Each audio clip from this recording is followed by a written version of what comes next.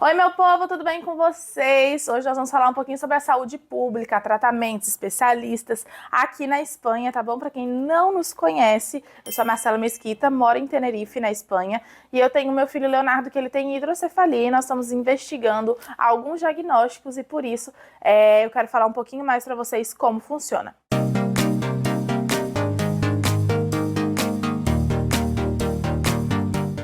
Bom, galera, para quem não conhece a história do Léo, eu vou deixar um vídeo aqui em cima que vocês podem entender um pouquinho melhor sobre a hidrocefalia, mas tem uma galera aqui que já nos conhece, nos acompanha justamente por conta disso. Uma das nascentes do canal foi por conta da hidrocefalia do Léo.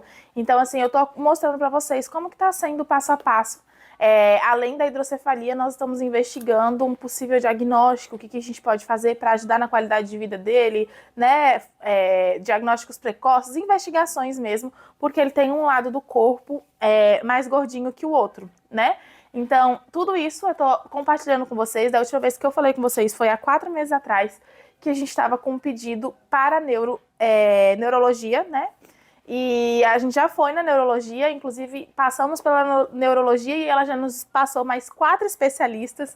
E eu vou contar um pouquinho sobre isso para vocês. Nós já passamos em outros especialistas também, então dá para dar um relato bem completo.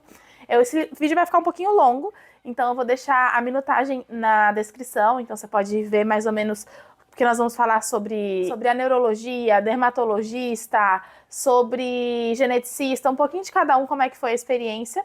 Então você pode dar uma olhada na minutagem e também eu vou explicar para vocês como que funciona para chegar nesses especialistas e como que eles vão funcionar também, caso você precise passar por eles, está pensando em mudar para cá, vai entender mais ou menos. Gente, de início eu já vou falar para vocês sobre o hospital, que é um hospital universitário, bem grande, por sinal, são 2 prédios. E aí, lá dentro, tudo funciona muito bem organizado, porque é um prédio muito grande, com vários andares, e dentro de cada andar, várias salas de espera. Então, ali dentro não existe essa de aglomeração, até porque tudo é com horário marcado. Você tem que chegar com seu cartãozinho, colocar na máquina, com, no máximo, 1 hora de antecedência e, no mínimo, 10 minutos de antecedência. Você tem que chegar para pegar a sua senha. Não é porque você tem senha que você vai ser atendido no horário, não é porque você tem horário marcado. Vocês vão dar uma olhadinha aí nos vídeos que eu tô colocando pra vocês, que eu cheguei em cima do meu horário e fiquei um bom tempo esperando, então às vezes demora um pouquinho, não levem a mal, porque às vezes no Brasil a gente tá acostumado com ordem de chegada, horário marcado, então aqui às vezes o horário marcado super funciona, mas a depender não é bem assim, tá bom? Então, vocês vão ver que eu fiquei um super tempo lá dentro. E o hospital da Candelária é universitário. Então, o que acontece? Quando você chega numa consulta, normalmente tem 5 médicos lá dentro. Porque tem um médico principal, né, que seria como se fosse o professor deles, que é o responsável por tudo ali. E muitas vezes tem alguns auxiliares e outros que são estudantes, então que são residentes. Então, às vezes, eles estão ali todos juntos para poder, como se fosse a consulta ser uma aula deles. E isso, de uma certa maneira, às vezes pode assustar quando você chega lá dentro, mas eu vejo por um lado super positivo, porque um médico, para ele ser professor, ele normalmente tem que continuar estudando, se atualizando para poder dar aula, para poder ensinar. E os alunos que estão ali, eles também estão cada vez se atualizando mais e buscando. Então, eles fazem um corpo ali, eles fazem ali uma equipe, então às vezes ajuda muito até no diagnóstico e tudo. E, gente, mesmo sendo uma galerona juntas, eles são super atenciosos. Eu, nessa consulta de neurologia, eu tava com o Joshua e com o Léo. E vocês sabem que uma consulta, principalmente de primeira vez, neurológica, é bem complexa. Você tem que falar muita coisa, responder muita coisa, em outro idioma. E aí, eles estavam super me ajudando com o Joshua, que toca o terror. Pegaram um brinquedo pra Joshua, sabe? Interagiam com o Léo. Leonardo se sentia um pouco intimidado, envergonhado, porque às vezes tem que tirar a roupa daqui, tem que mostrar ali. E eles, Léo com vergonha, começou a chorar, e eles super queridos. Não, Léo, assim, não, assado, vamos conversar, como é seu nome e tal. Eles super, super atenciosos. No geral, a saúde aqui, os atendentes da saúde são bem queridos. Foram poucas as experiências que a gente teve aqui que eles não foram assim, principalmente com criança.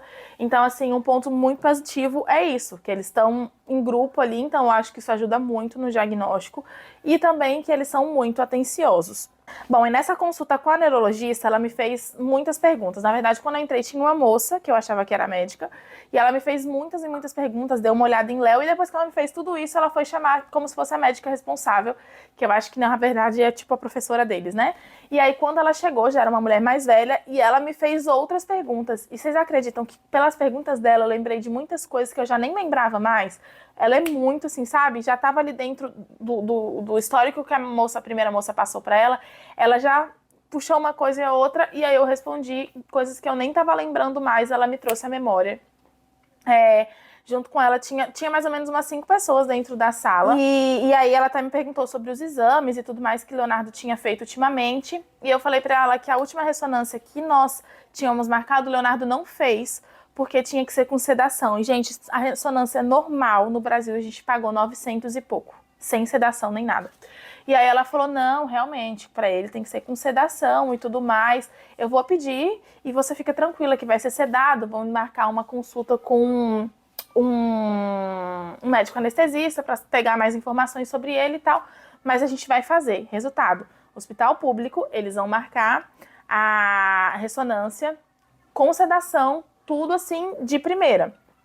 E aí eu falei, tudo bem, e ela me passou mais 4 ou 5, deixa eu dar uma olhada aqui, especialistas, que foi dermatologia, saúde mental, que saúde mental é para ver desenvolvimento, sabe, escolaridade e tudo mais, neurocirurgia, para ver como é que tá a válvulazinha de Léo, reabilitação, que ao meu ver, não tenho certeza, é como se fosse o fisioterapeuta, e traumatologia, que é para ver essa questão do crescimento dele. E também a geneticista.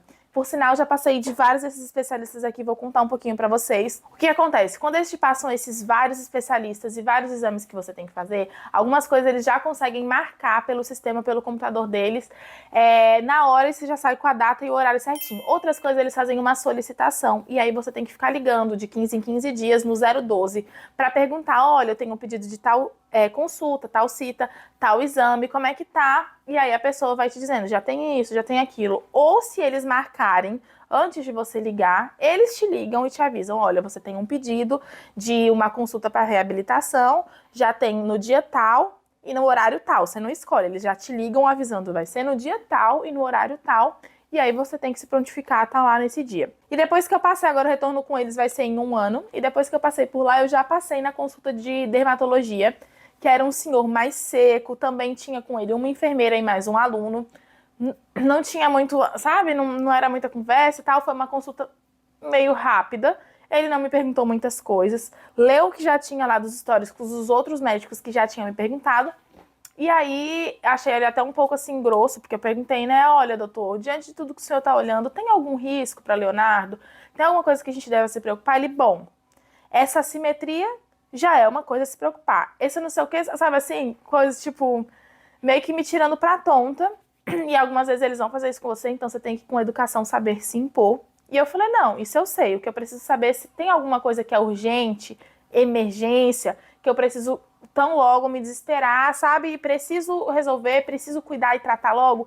Aí ele falou, não, isso, assim, a gente tá fazendo os exames e com o tempo nós vamos vendo uma coisa ou outra, mas nada de urgência. Eu falei, então tudo bem.